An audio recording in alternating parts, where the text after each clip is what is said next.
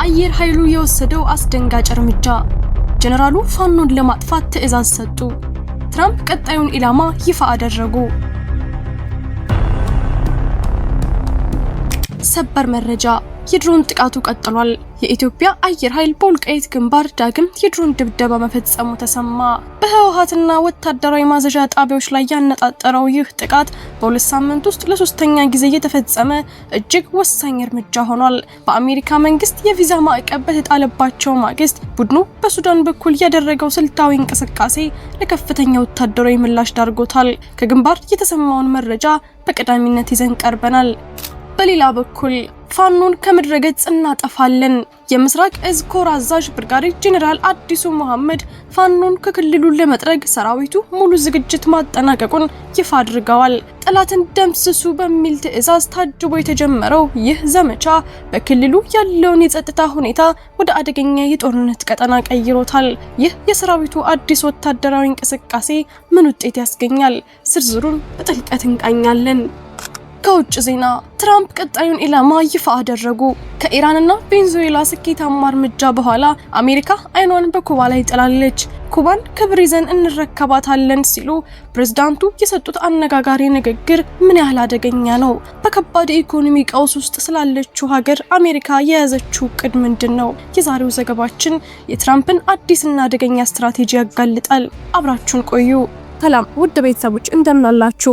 ይህ ዜና ላፍታ ነው። ቪዲዮውን ላይክ በማድረግ ይጀምሩ እያልን ወደ ዝርዝር ዜናዎች አለፍን። ሰበር ዜና። አየር ኃይሉ ዳግም እርምጃ ወሰደ። ወልቃይትን ለመቀማት የተንቀሳቀሰው የአርሚ 70 ኃይል ተደመሰሰ። በኢትዮጵያ ሰሜናዊ ድንበር ወልቃይት አካባቢ እጅግ አደገኛና ወታደራዊ ውጥረት የነገሰበት ድባብ ተፈጥሯል። የኢትዮጵያ አየር ኃይል የጠላትን ምሽግ በመሰባበር ዳግም ድል አውጇል። የዜና ምንጮች እንደገለጹት ከሆነ በወልቃይት ጫፍ ላይ ዛሬ አመሻሽ ላይ የኢትዮጵያ አየር ኃይል የፈጸመው ከፍተኛ የድሮን ጥቃት የቡድኑን ወታደራዊ አቅም ሙሉ በሙሉ እንዳቀጨጨው ተሰምቷል። የዚህ የድሮን ጥቃት ዋነኛ ኢላማ የነበረው የህወሓት ዋና ወታደራዊ ማዘዣ ጣቢያ ሲሆን ቡድኑ በረሃት በተባለ አካባቢ በከፈተው የሞርታል ተኩስ ትንኮሳ የጀመረውን ወታደራዊ እንቅስቃሴ ተከትሎ አየር ኃይላችን በሁለት ሳምንት ውስጥ ለሶስተኛ ጊዜ አጸፋዊ እርምጃውን መውሰዱ ታውቋል።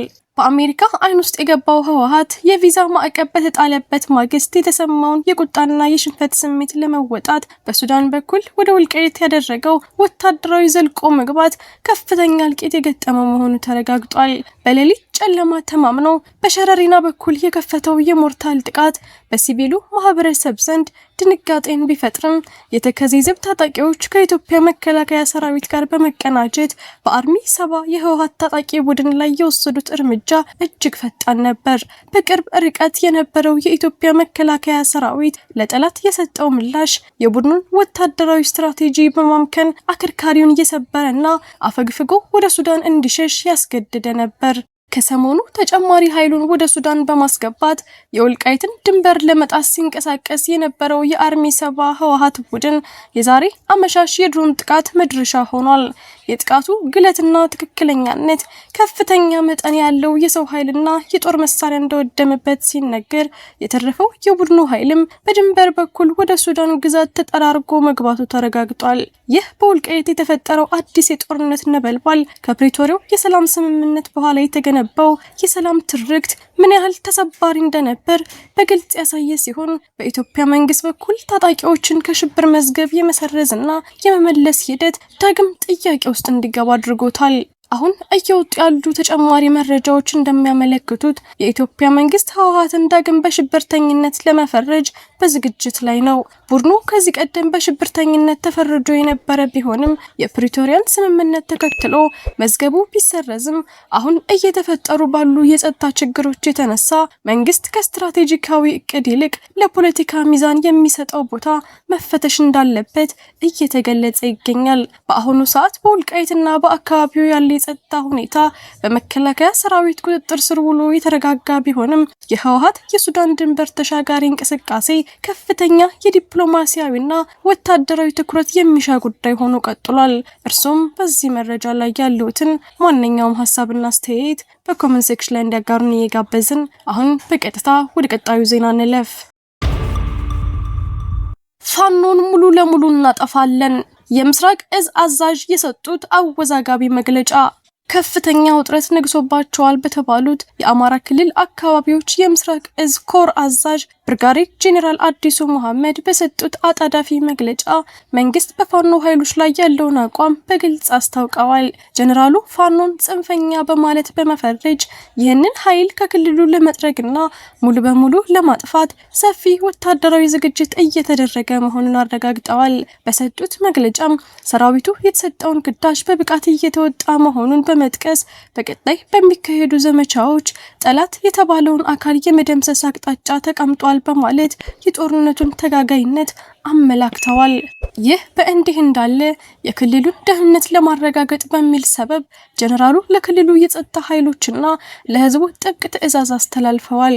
በንግግራቸው በቀጠናው የሚንቀሳቀሰውን ኃይል በማጽዳት አስተማማኝ ሰላም ለመፍጠር የጸጥታ ተቋማትና የህብረተሰቡ የጋራ ጥረት ወሳኝ መሆኑን በማስገንዘብ አጠቃላይ ክልሉን ወደ ወታደራዊ ኦፕሬሽን አሰራር መግባት እንዳለበት ፍንጭ ሰጥተዋል።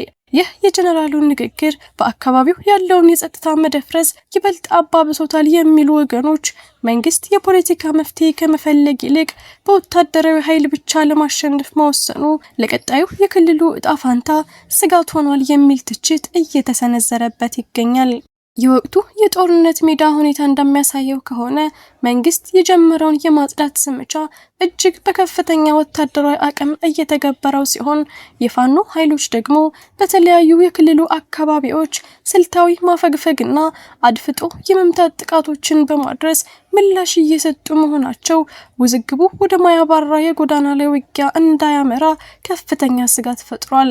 አሁን ላይ የአማራ ክልል በጄኔራል አዲሱ መሐመድ ትዕዛዝ መሰረት ወደ ተጠናከረ የጦርነት ምዕራፍ መሸጋገሩ ግልጽ እየሆነ መምጣቱ በቀጣይ ቀናት የሚታዩ ወታደራዊ እርምጃዎች የክልሉን የፖለቲካና የደህንነት ሁኔታ በከፍተኛ ሁኔታ የሚወስኑት ይሆናል። ይህ በሁለቱ ኃይሎች መካከል የተለኮሰው ግጭት የክልሉን ሰላም ከማናጋቱም በላይ በአካባቢው የሚገኙ ንጹሃን ዜጎችን ሕይወትና ደህንነት በእጅጉ አደጋ ላይ ጥሎ ይገኛል። ቪዲዮአችንን ላይክ ማድረግ አይርሱ እያልን ወደ ውጭ ዜና አለፍን። ትራምፕ ቀጣዩ ኢላማቸውን ይፋ አደረጉ። ከኢራንና ቬንዙዌላ በኋላ በኩባ ላይ ሊወሰድ የሚችለው እርምጃ ምንድን ነው? ከኢራን ጋር የነበረው ውጥረትና በቬንዙዌላ የተካሄደው የመንግስት ለውጥ የዓለምን የፖለቲካ ካርታ እየቀየሩት ባለበት በአሁኑ ወቅት የአሜሪካው ፕሬዝዳንት ዶናልድ ትራምፕ ቀጣዩን የትኩረት አቅጣጫቸውን ይፋ አድርገዋል። ከአክሲዮስ መገናኛ ብዙሃን ጋር በነበራቸው ቆይታ የኢራን ጦርነትና የቬንዙዌላ ጣልቃ ገብነት ለአሜሪካ ስትራቴጂካዊ ጥቅም ወሳኝ መሆናቸውን በመግለጽ ኩባ አሁን በቅርብ እየተመለከቷት ያለች ቀጣይ መዳረሻ መሆኗን ፍንጭ ሰጥተዋል። ፕሬዝዳንቱ የኢራንን ጦርነት እንደ ረጅምና አድካሚ ሂደት ሲገልጹት ኩባን ግን ከፍሎሪዳ በቅርብ ርቀት ላይ እንደምትገኝ በመጥቀስ እንደ ሆፕስኮች በጣም ቅርብ በማለት ገልጸዋታል። አሜሪካ በቬንዙዌላ ያከናወነችውን ፈጣን ወታደራዊ እርምጃ እንደ ስኬታማ ሞዴል የወሰዱት ትራምፕ ለኩባ መንግስት ዘግይቶ ሳይሆን ጊዜው ሳይረፍድ ውሳኔ ላይ ይድረስ የሚል መልእክት አስተላልፈዋል። በዋሽንግተን በኩል የሚታየው ጠንካራ አቋም የኩባን የነዳጅ አቅርቦት በማስተጓጎሉና ኢኮኖሚያዊ ግፊትን በማጠናከር ሀገሪቱን ወደ ድርድር ጠረጴዛ ለማምጣት ያለመ ይመስላል። በአሁኑ ወቅት ኩባ ከባድ የነዳጅ እጥረትና የኢኮኖሚ ቀውስ ውስጥ ስትገኝ የትራምፕ አስተዳደር በበኩሉ ይህንን እንደ ወሳኝ ወቅት እየተመለከተው ይገኛል።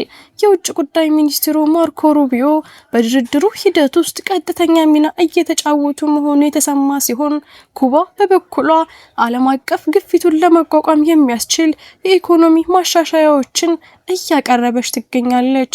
ይሁን እንጂ የፕሬዝዳንት ትራምፕ የቅርብ ጊዜ ንግግር በካሪቢያን ቀጠና ውስጥ አዲስ የጂኦፖለቲካዊ ውጥረት መፈጠሩን እና አሜሪካ በአካባቢው ያላትን ተጽዕኖ በከፍተኛ ሁኔታ ለማስፋት መወሰኗን ያሳያል።